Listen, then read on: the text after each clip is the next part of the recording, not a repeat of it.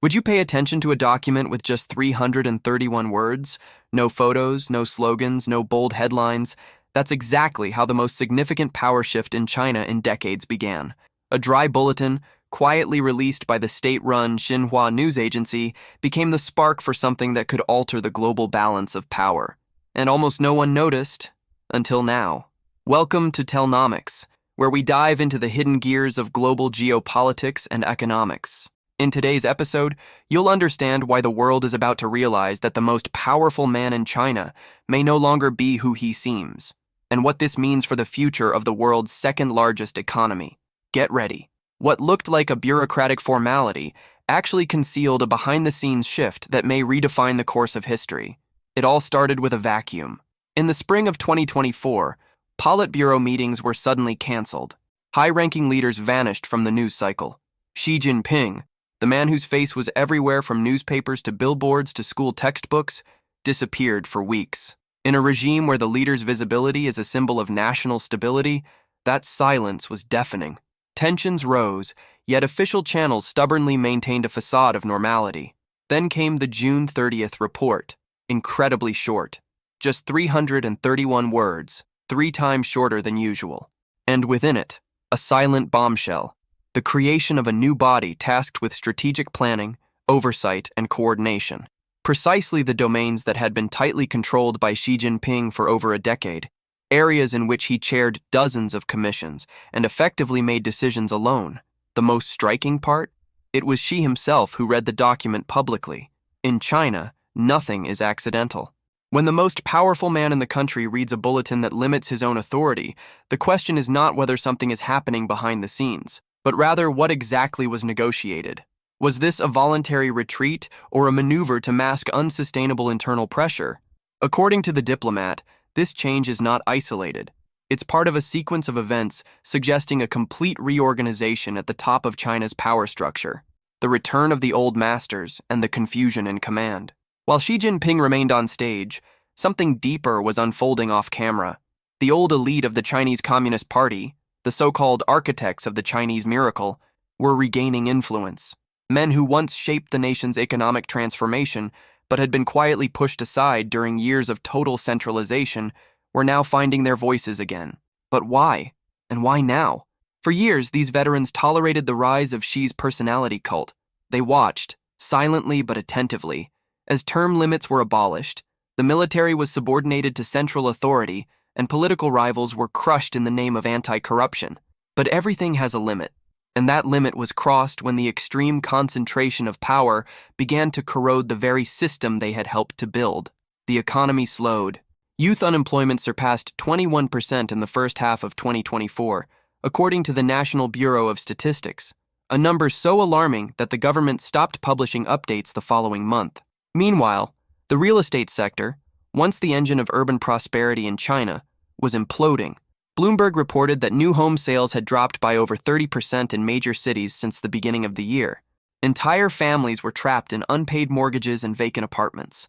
Domestic confidence plummeted, and among the senior leadership, the veterans recognized a looming implosion, not triggered by foreign enemies, but by internal over-control. Out of this vacuum emerged an unexpected figure, General Zhang Yuxia. A man with real combat experience and broad respect within the military high command, Zhang became a stabilizing symbol. He gave no speeches. He did not grant interviews. Yet his name increasingly echoed in internal circles as a potential reliable counterweight. For generals disillusioned by Xi's aggressive foreign policy, especially after gridlocks with the United States and escalating tensions with Europe, Zhang represented a return to military pragmatism. But what did this mean for the lower rungs of the state hierarchy? In the provinces, ambiguity sparked panic. Civil servants didn't know whether to follow Xi's directives or wait for validation from the new collective structure. Projects halted. Budgets were frozen.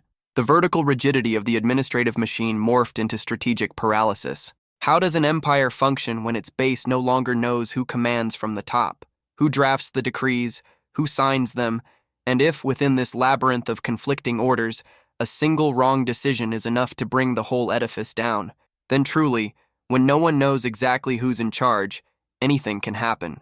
The world is watching. The Chinese colossus in question.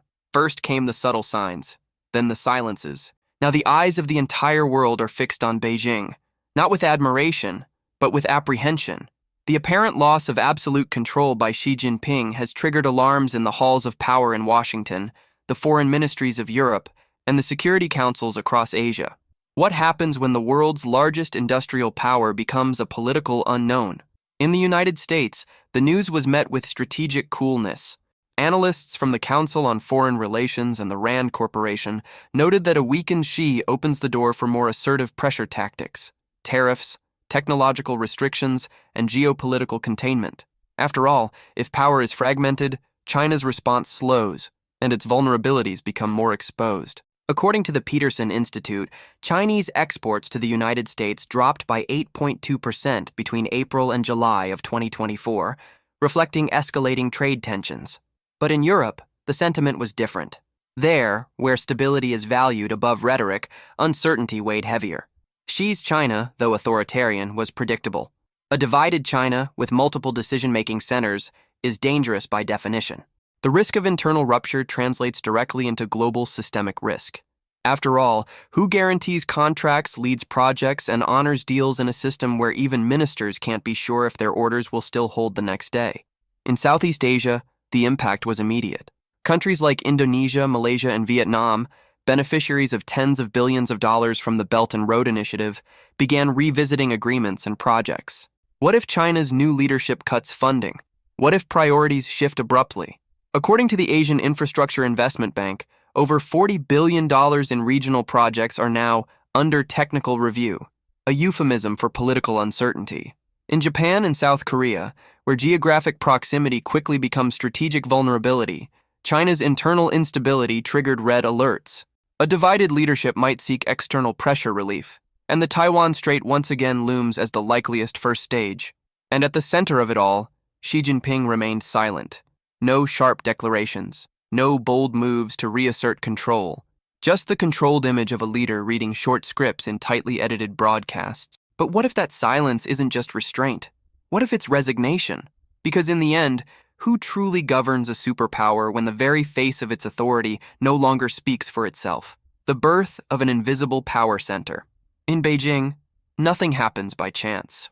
Behind the 331-word bulletin read aloud by Xi Jinping, there was something far deeper than an ordinary institutional reshuffle.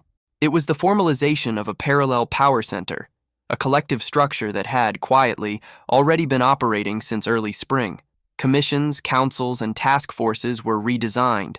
No headlines, no scandals, no press conferences, just the cold, mechanical sound of power realigning in the shadows. To grasp the weight of this, one must look back. Not even Mao Zedong, despite the immense grip of his personality cult, ruled without internal resistance. After Mao's death, Deng Xiaoping created the Central Advisory Commission, a body where the revolutionary elders could still influence national direction, even after formally stepping down. These mechanisms served as political insurance against one-man tyranny. Xi Jinping, however, spent over a decade dismantling all of them, consolidating control, erasing counterweights. He personally oversaw commissions on security, economics, the internet, finance, and even poverty alleviation. According to the China Leadership Monitor, by 2023, Xi had direct authority over at least 23 distinct governing bodies. This level of centralization suffocated any attempts at collective governance, but it also concentrated all systemic risk. And the crisis came: stagnating growth, soaring youth unemployment, a collapsing housing market, and escalating diplomatic isolation pushed the system to its breaking point.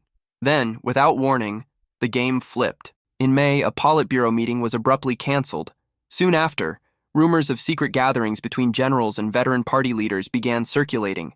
In June came the bulletin, and shortly after, a sequence of subtle gestures. The rhetoric on Taiwan softened, conciliatory signals were sent to Southeast Asia, and even China's tech giants began receiving regulatory concessions. Coincidence? Or was the new structure already pulling the strings? The question now echoes like a dissonant note at the heart of Chinese power. Who is really pulling the strings? And how long can this shadow rule without showing its face? The stage, the script, and the actor replaced everything seemed normal. Xi Jinping, standing before the cameras, read the June 30th bulletin with his usual calculated composure. No tremble in his voice, no sign of discomfort. But for those familiar with the mechanics of Chinese power, that moment was a meticulously staged performance, because true power wasn't in the words he spoke, but in who had written them. For over a decade, Xi built a vertical empire. Step by step, he eliminated political rivals, dismantled collective institutions, and accumulated titles under his personal command. In 2018, he abolished presidential term limits. By 2020, he controlled commissions that dictated everything from agricultural policy to cyber strategy, which is why, when he himself announced that some of those powers would now be delegated to a new collective body, the real question wasn't whether it was a choice, but whether he even had one. According to the Berlin-based Merix Institute, the level of centralized power Xi accumulated in his first 2 terms exceeded that of any Chinese leader since 1976. And yet suddenly he would decide to relinquish control of that architecture? Nothing suggests this was a voluntary concession. Far more plausible is the hypothesis that he was pressured. By whom? By the party's elder statesmen, by military commanders, and by the looming collapse of his own governability. And to prevent panic, both domestically and internationally, a quiet transition was engineered. Xi reads, the press applauds, the party projects unity.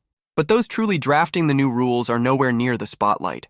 The stage is set to perfection, everything appears under control. Yet the backstage tells another story.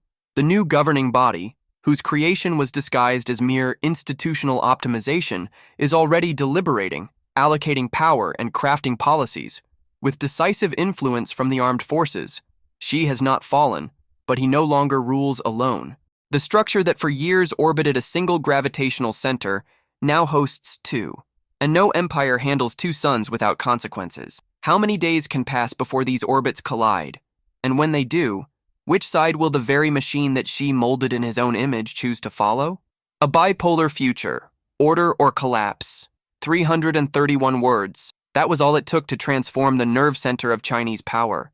The brief speech, delivered without emotion by Xi Jinping, triggered a reconfiguration that may reshape not only China's future, but the global balance of power.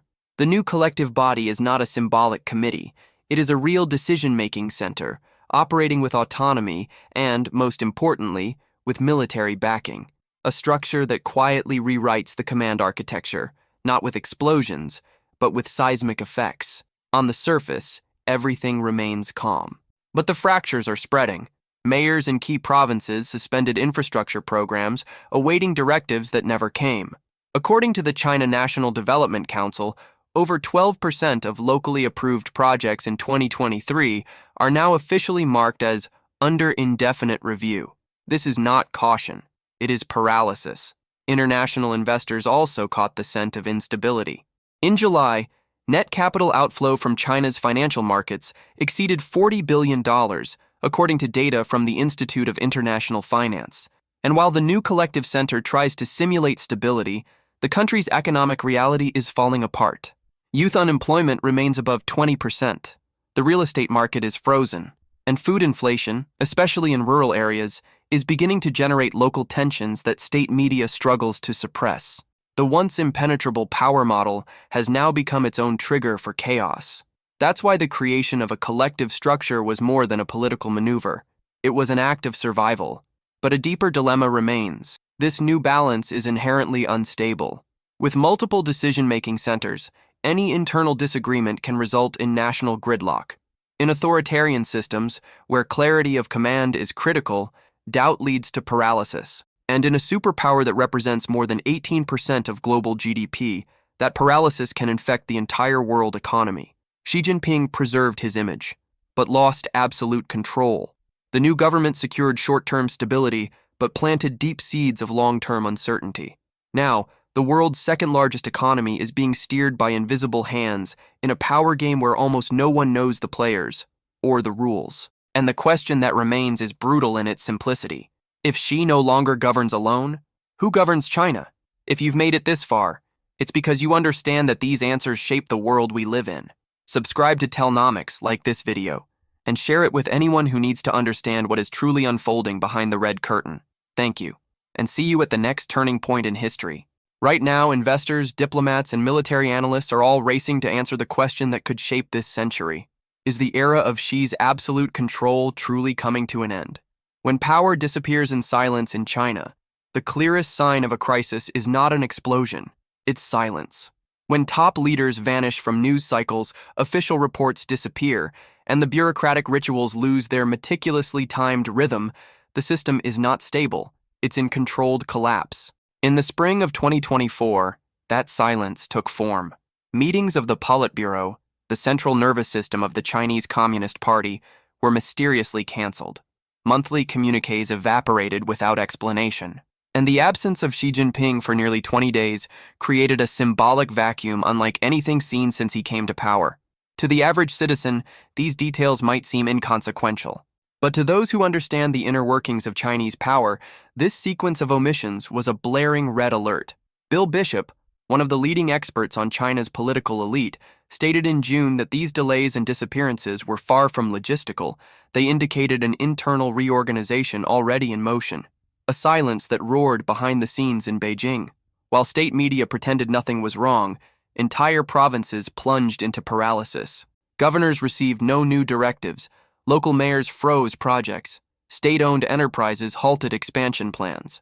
According to the South China Morning Post, public infrastructure investment in regional areas dropped by 2.3% in the second quarter, a highly unusual decline for an economy that depends on hierarchical predictability.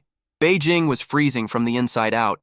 Amid this fog, the disappearance of key figures like General Li Shangfu, then Minister of Defense, and other senior leaders pointed to something deeper. The inner core of power was shifting. Who was making the decisions? Who was being sidelined? And who, until now invisible, was beginning to take strategic positions behind the curtain? China is not known for overt coups. It prefers subtle reconfigurations. The absence of noise is the loudest proof that something has changed. Xi still appeared in public. But the critical question began to emerge. Was he merely performing a role? Or was he still directing the show? If you want to understand why these moves affect not only China but the future of global order, like this video and subscribe to Telnomics, because we're about to reveal who is returning to the stage and the strategic role that the old guard and the military are preparing to assume.